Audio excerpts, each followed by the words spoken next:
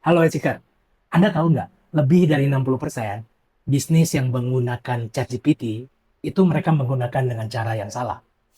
Dan walaupun ChatGPT itu event yang berbayar itu harganya nggak terlalu mahal, tetapi apa yang mereka lakukan itu akan merugikan perusahaannya jutaan rupiah tiap bulannya. Saya akan bongkar 3 kesalahan fatal yang mungkin sedang Anda lakukan sekarang.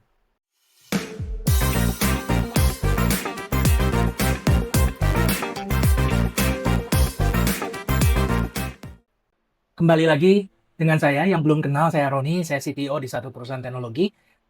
Tugas saya itu banyak sekali berhubungan dengan implementasi teknologi di perusahaan-perusahaan, terutama perusahaan-perusahaan yang sudah established. Dan pada saat kita berbicara tentang teknologi, tentunya kita nggak bisa lepas dari AI, terutama untuk waktu yang sekarang-sekarang ini. Untuk itulah biasanya ujung-ujungnya kita bicara tentang produk yang sudah siap dipakai untuk sekedar mencoba dulu. Biasanya pilihannya nggak akan jauh-jauh dari ChatGPT, Gemini, Claude, dan teman-temannya.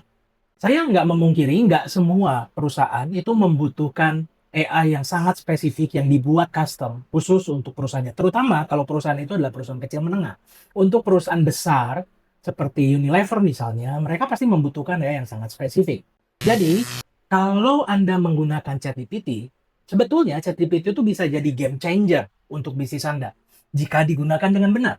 Hari ini kita akan bahas 3 kesalahan yang terbesar yang menghambat bisnis Anda itu meraih keuntungan maksimal dari penggunaan AI.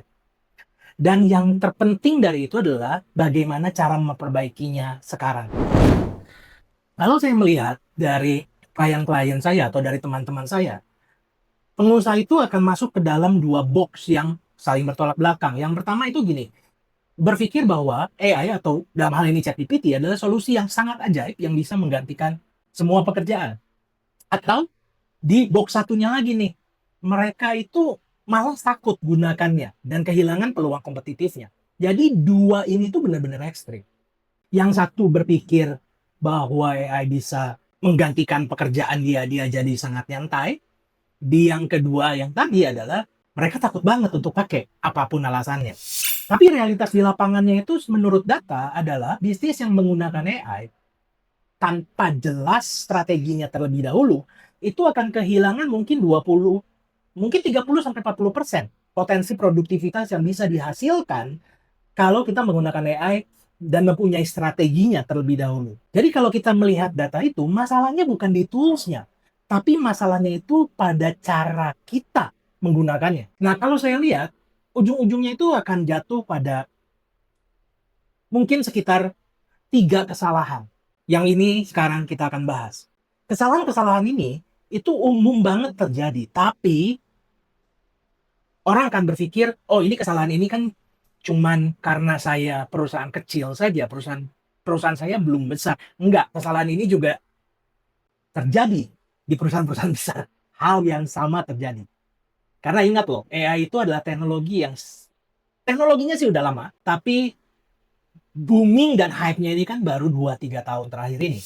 Kita akan bahas kesalahan pertama, kenapa ChatGPT itu tidak memberikan hasil yang maksimal. Yang pertama adalah, pada saat Anda berinteraksi dengan ChatGPT dengan menggunakan prompt, Anda tidak memberikan konteks yang cukup, sehingga ChatGPT lost in context. So, yang paling sederhana gini, coba Anda buka ChatGPT Anda sekarang, terus Anda bikin pertanyaan kayak gini, buatkan konten marketing. Coba lihat apa yang ChatGPT hasilkan. Outputnya akan generik banget, nggak akan relevan dengan perusahaan Anda, saya jamin. Quick fix-nya apa? Quick fix-nya itu adalah selalu sertakan hal-hal yang spesifik. Misalnya tadi, buat konten marketing. Nggak spesifik, tapi mungkin lebih spesifik itu dikasih tahu dulu. Buatkan dong konten marketing dengan konteks, ini loh perusahaan saya, ini yang saya jual, ini target audiens saya, ini tone yang harus disampaikan berdasarkan tone dari perusahaan saya, terus tujuannya itu untuk launching produk baru misalnya. Nah, kalau kita melihat seperti itu, kita akan melihat bahwa hasilnya itu akan jauh lebih spesifik dan juga akan lebih memperlihatkan hal yang sesuai kebutuhannya perusahaan ethical. Kesalahan kedua adalah menggunakan output dari ChatGPT tanpa diedit. Masalahnya adalah Anda copy paste langsung dari hasilnya ChatGPT tanpa ada personalisasi apapun yang Anda lakukan. Apakah ini salah? Ya enggak, cuman kalau Anda baru menggunakan ChatGPT-nya dan ChatGPT-nya belum di-warm up dengan cara Anda ngomong, dengan data yang Anda punya, dengan interaksi yang biasa Anda lakukan, hasilnya akan sangat-sangat kaku sepertinya. Konsekuensi yang paling logis dari itu adalah kehilangan brand voice atau bagaimana biasanya orang-orang di perusahaan Anda itu mengirimkan pesan. Orang akan tahu kok, ini kayak robot banget nih. Saya itu membuat asisten AI pribadi khusus buat saya. Yang saya train dengan data yang saya punya, saya banyak bikin catatan tentang tentang teknologi, saya banyak bikin catatan tentang apa yang saya sukai. Kemudian hal-hal apa yang menarik buat saya punya clipboardnya. Anda bisa pakai Notion buat itu ngomong-ngomong. Dan saya udah lakukan itu lebih dari 10 tahun. Nah, kemudian AI yang saya buat ini, saya konekkan ke dalam Notion saya berikan dia akses ke dalam foto-foto saya, kemudian saya berikan akses ke WhatsApp saya, semua akses komunikasi saya masukkan ke dalam AI Assistant tersebut. Yang terjadi apa? Kalau saya menulis sesuatu menggunakan AI ini, atau saya membuat proposal menggunakan AI ini, bahkan partner terdekat saya pun di perusahaan akan tahu bahwa tulisannya akan sangat mirip, tone-nya akan sangat mirip dengan seperti biasa saya menulis. Detail teknikalnya akan sangat mirip. Tapi kalau saya lagi nggak memakai AI Assistant ini, saya memakai ChatGPT misalnya, walaupun saya sama ChatGPT saya tetap saya konekkan ke dalam Google Drive saya, dia bisa bedakan dengan cepat banget. Inilah yang tadi yang saya bilang, AI itu ujung-ujungnya adalah harus belajar dari data. Tapi kalau Anda tidak punya kesempatan atau tidak punya resources untuk membuat AI yang seperti tadi, yang personal untuk Anda tetap bisa gunakan ChatGPT kok. Tapi tolong jangan copy paste. Baca lagi keluarannya ChatGPT, kemudian Anda yang memutuskan. Atau mikirnya seperti gini deh, anggap aja keluar ChatGPT itu draft pertama dari satu dokumen. Ujung-ujungnya kan Anda harus baca.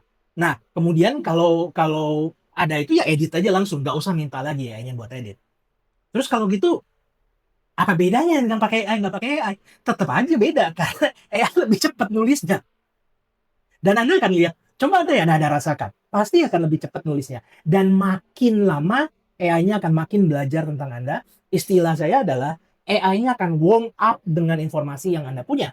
Dengan gaya yang Anda punya, dan lama-lama dia akan makin belajar, makin belajar, makin belajar. Untuk itulah saya selalu menyarankan, untuk setiap UMKM, pilih satu jenis AI saja, satu AI tool saja. Jangan pindah-pindah kemana-mana. Pakai itu tiap hari. Kalau nggak suka, kasih tahu AI-nya. Biar Anda punya satu asisten yang benar-benar bisa mengerti Anda.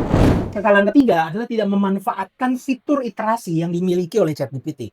ChatGPT dan beberapa AI besar lainnya itu mempunyai fitur iterasi. Itu bahasa saya yang simpel aja gitu. Maksudnya gini, kalau teknisnya adalah AI yang besar ini, AI aplikasi yang besar ini, itu mempunyai kemampuan untuk meretain konteks. Dalam hal gini, kalau Anda ngomong panjang dari atas sampai bawah, AI-nya akan tahu bahwa Anda sedang membicarakan apa dari mulai atas sampai yang terakhir. Nah, biasanya pada saat orang baru menggunakan ChatGPT atau malas dalam menggunakan ChatGPT-nya, yang sering dilakukan adalah prompt, kemudian udah gitu AI-nya mengeluarkan hasil, ya sudah. Nggak sesuai, ya sudah. Menurut hasilnya bagus, ya sudah, copy paste gitu. Tadi kesalahan nomor 2 gitu. Tapi nggak mencoba memanfaatkan fitur iterasi ini. Coba Anda baca di sana, terus ajukan pada AI-nya apa yang harus diperbaiki, apa yang harus dia ingat. Quick fix-nya apa? Quick fix-nya gini, ajukan pertanyaan lanjutan. Kalau Anda masih nggak ngerti apa yang dikeluarkan oleh AI, tanyakan di situ. Minta revisi kalau Anda rasa kayaknya ini kurang bagus deh, nggak sesuai deh sama yang saya mau. Ya minta revisi. Refine hasilnya itu barengan, berdua dengan AI-nya. Jadi kalau banyak orang itu bilang ChatGPT itu cukup mengecewakan dipakai karena sangat generik, apalagi dengan GPT-5 sekarang yang kesannya kok jadi terlalu permisif. Sebenarnya bukan karena tools-nya, bukan karena ChatGPT-nya, bukan karena model yang di-running dalam ChatGPT-nya, Tapi adalah 3 kesalahan dasar tadi yang membuat si ChatGPT-nya itu tidak perform dengan maksimal. Jadi key insight-nya apa? Key insight-nya itu gini. Kuncinya adalah kita harus belajar menggunakan ChatGPT atau ya yang lain apapun itu sebagai partner kerja, bukan hanya sebagai tools. Kemudian, kalau kita melihat ada satu prompt yang sangat bagus hasilnya, save prompt-nya, simpan buat di kemudian hari Anda butuh itu lagi. Dan sesudah itu, tambahkan sentuhan orang ke dalam hasilnya kalau emang dibutuhkan, sambil menunggu AI-nya warm up dengan stylenya Anda.